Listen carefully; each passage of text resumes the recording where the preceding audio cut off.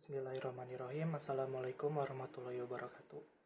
Nama saya Muhammad Syarifuddin Aziz, NIM B100190583 dari Metodologi Penelitian Bisnis kelas L.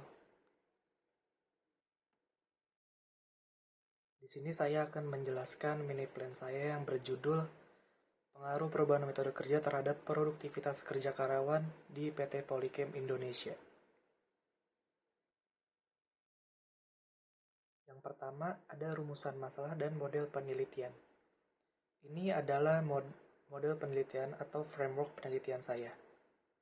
Dari sini bisa diambil variabel independennya, yaitu perubahan metode kerja yang saya bagi menjadi 3 aspek untuk diteliti, yaitu aspek lingkungan, aspek motivasi, dan aspek keseluruhan. Sedangkan variabel dependennya adalah produktivitas kerja. Dari variabel independen tersebut bisa diambil rumusan masalah, yaitu yang pertama, bagaimana pengaruh perubahan metode kerja dari aspek lingkungan terhadap produktivitas kerja karyawan. Lalu yang kedua, bagaimana pengaruh perubahan metode kerja dari aspek motivasi terhadap produktivitas kerja karyawan.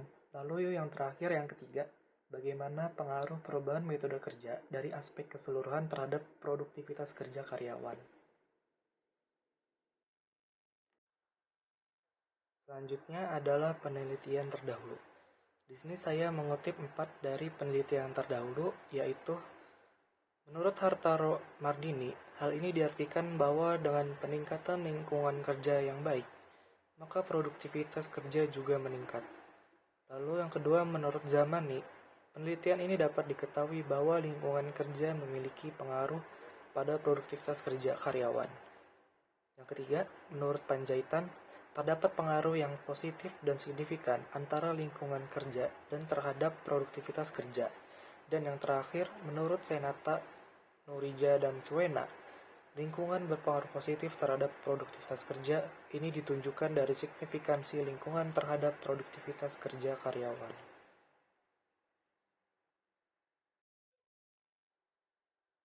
Selanjutnya adalah penelitian terdahulu yang kedua tentang aspek motivasi.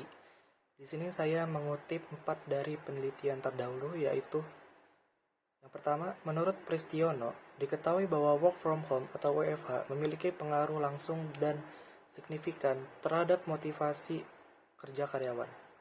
Lalu yang kedua, menurut Saleh dan Utomo, terdapat pengaruh positif dan signifikan motivasi kerja terhadap produktivitas kerja karyawan. Dan yang ketiga, menurut Abid dan Safih, menunjukkan terdapat pengaruh signifikan antara motivasi terhadap produktivitas kerja. Dan yang terakhir, menurut Hamali, maka dapat disimpulkan bahwa terdapat pengaruh motivasi terhadap produktivitas kerja karyawan. Selanjutnya adalah penelitian terdahulu yang ketiga tentang aspek keseluruhan. Di sini saya mengutip 4 dari penelitian terdahulu, yaitu yang pertama ada menurut Putra Salayin, kesimpulan dari konsep bekerja work from home ini memiliki kelebihan dan kekurangan. Yang kedua, menurut Rohani, hasil dari penelitian ini dapat diambil kesimpulan bahwa WFH memiliki beberapa dampak positif. Lalu yang ketiga, menurut Arifin Al-Habsyi dan Utami, diambil kesimpulan yaitu bekerja di rumah memiliki pengaruh positif signifikan terhadap produktivitas kerja. Dan yang terakhir, menurut Alifiyardi, bahwa adanya pengaruh positif dan signifikan antara work from home terhadap produktivitas kerja karyawan.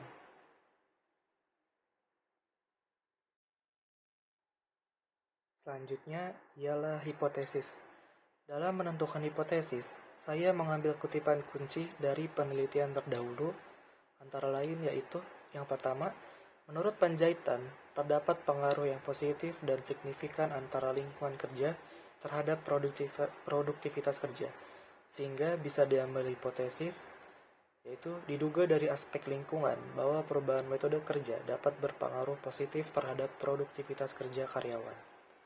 Lalu yang kedua, ada menurut Hamali, maka dapat disimpulkan bahwa terdapat pengaruh motivasi terhadap produktivitas kerja karyawan, dan sehingga bisa diambil hipotesis Diduga dari aspek motivasi bahwa perubahan metode kerja dapat berpengaruh positif terhadap produktivitas kerja karyawan. Dan yang terakhir, menurut Rohani, hasil dari penelitian dapat diambil kesimpulan bahwa WFH memiliki beberapa dampak positif sehingga bisa diambil hipotesis diduga secara aspek keseluruhan bahwa perubahan metode kerja dapat berpengaruh positif dan negatif dari beberapa segi terhadap produktivitas kerja karyawan.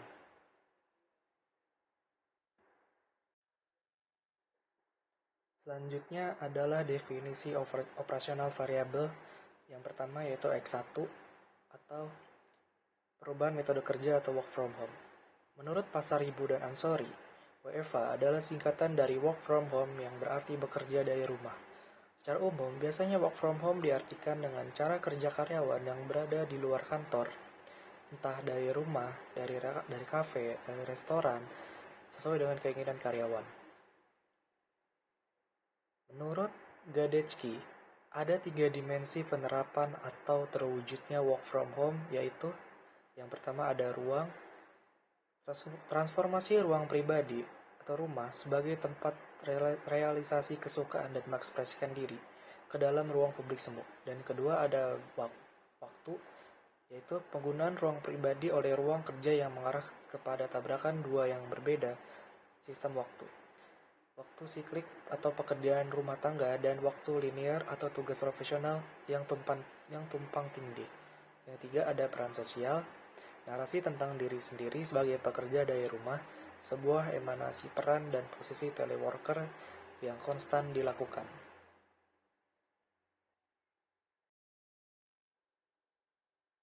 Selanjutnya adalah definisi operasional variabel dari Y1, produktivitas kerja. Menurut Ramadhani, produktivitas kerja adalah produktivitas sebagai pengukuran output berupa barang atau jasa dalam hubungan yang dengan input yang berupa karyawan, modal, materi atau bahan baku, dan peralatan. Sedangkan menurut pengertian lain, produktivitas kerja adalah mencakup hasil yang dicapai atau output dengan jumlah yang besar dalam bentuk hasil produksi di mana produksi hari ini harus lebih baik dari kemarin. Untuk mengukur produktivitas kerja, digunakan skala produktivitas kerja yang meliputi aspek-aspek efektivitas kerja, efisiensi kerja, semangat kerja, dan disiplin kerja. Tinggi rendahnya produktivitas kerja dilihat dari tinggi rendahnya skala. Semakin tinggi maka semakin tinggi pula produktivitas kerjanya. Demikian pula sebaliknya.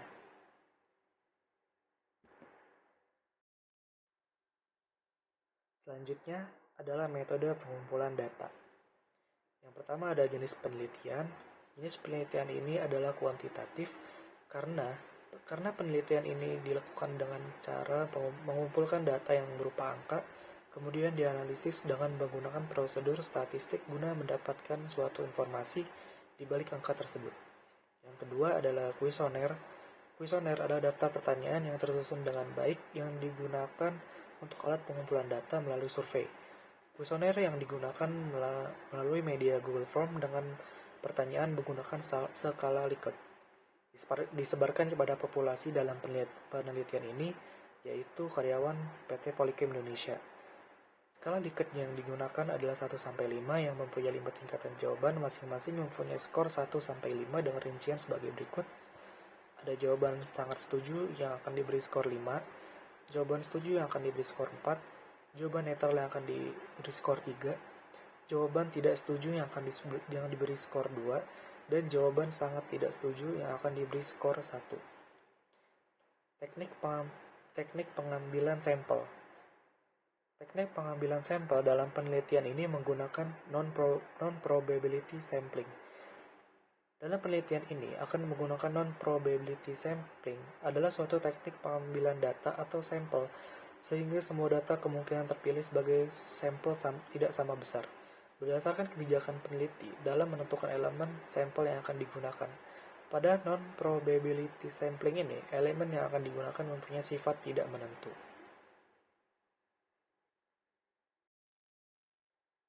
Selanjutnya, masih metode pengumpulan data. Metode analis data. Metode analis data yang digunakan adalah regresi. Metode analisis yang digunakan dalam penelitian ini adalah analisis regresi linier berganda. Analisis regresi ini bertujuan untuk memperoleh gambaran yang menyeluruh mengenai hubungan antara variabel independen dan variabel dependen untuk kinerja pada masing-masing perusahaan baik secara parsial maupun secara simultan. Lalu yang kedua ada uji instrumen, yaitu ada uji validitas dan uji reliabilitas. Untuk uji validitas, menurut Sugiono, adalah suatu tolak ukur dalam mengukur seberapa valid atau sah suatu instrumen, sehingga uji validitas ini berdasarkan sejauh mana sebuah instrumen dapat mengaplikasikan fungsinya. Valid tidaknya sebuah instrumen diukur dari seberapa baik mengukur apa yang hendak diukur. Sedangkan untuk uji reliabilitas, menurut Mudrajat Kuncoro dalam bukunya menyebutkan bahwa reliabilitas dapat menunjukkan stabilitas dan konsistensi suatu nilai. Reliabilitas lebih terpusatkan perhatiannya terhadap masalah ketetapan dan konsistensi, sehingga hal inilah yang membuat reliabilitas berbeda dengan validitas. Lalu yang ketiga ada uji asumsi klasik dengan uji normalitas, uji multikoliniaritas, dan uji heteroskedastisitas. Uji normalitas adalah uji yang dilakukan dengan tujuan membuktikan bahwa data responden yang terkumpul berdistribusi normal sehingga dapat dilanjutkan pada uji berikutnya menurut Pratama dan Sopriyadi. Uji normalitas ini memiliki tujuan dalam menguji apakah model regresi normal yang didapatkan ketika data terkumpul berdistribusi normal pada sumbu diagonal. Sedangkan uji multikoliniaritas ini dimaksudkan untuk menguji apakah terdapat korelasi yang tinggi atau sempurna antara variabel bebas atau tidak dalam model regresi. Untuk mendeteksi adanya korelasi yang tinggi antara variabel independen dapat dilakukan dengan beberapa cara, salah satunya dengan menggunakan tolerance dan variance inflection factor atau VIF. Menurut Ghazali, heteroskedastisitas memiliki arti bahwa variabel pada mode regresi yang tidak sama. Apabila terjadi sebaliknya, variabel pada mode regresi memiliki nilai yang sama, maka disebut homoskedastisitas.